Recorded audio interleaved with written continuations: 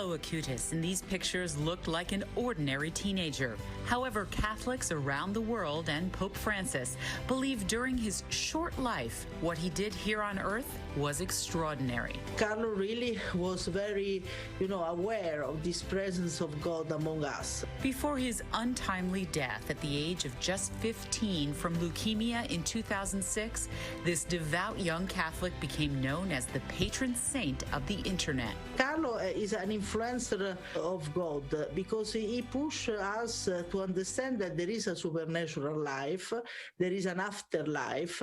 Carlo's mother spoke to me about her late son from her home in Milan, Italy. We were aware that Carlo was special, the purity of his life, the chastity of his life. She told me Carlo, a gifted computer whiz, taught himself to code in elementary school. He created a website cataloging miracles back into ancient history. His website attracted followers around the world. A normal child with a normal computer from Milano was able to do so much evangelization through internet, to give to the world the good aspect of internet. His mother told me his devotion to God set him apart at an early age. She says at just 3 years old, Carlo asked to be taken inside a Catholic church. He wanted to enter inside the churches.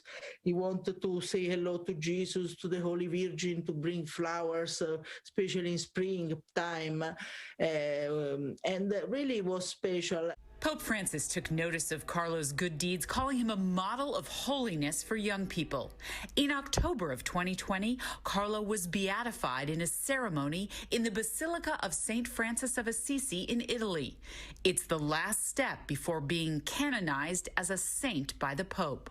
He's been investigated. His life has been considered holy and worthy of veneration, and there's also been a miracle attributed to his intercession.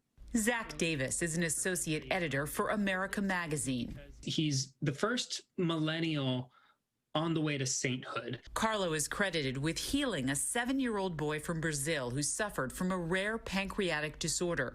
The Holy See generally looks for evidence of a second miracle, but Pope Francis could also decide to waive that requirement. I would say the church does recognize that someone like Carlo can be an inspiration to young people, but also to lay people, right? Carlo he's not a priest, he's not a theologian. He was just a kid, someone who, liked video games, liked Pokemon, and used the internet like the rest of us.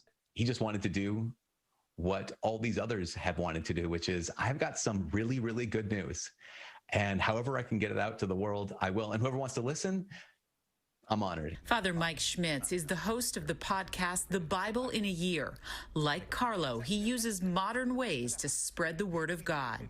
He's just continuing the work of what so many saints have done, which is, how do we use the tools at our disposal for good? How do you feel as a mother that your son is on this path? We are happy for the faithful, of course, all over the world. When he died, before to die, he told me, "Don't worry, mother, I will give you a lot of signs. You will feel me and I will tell you a lot of things." Carlo's mother is not looking for recognition from the Vatican. For her, Carlo is already a saint in her heart.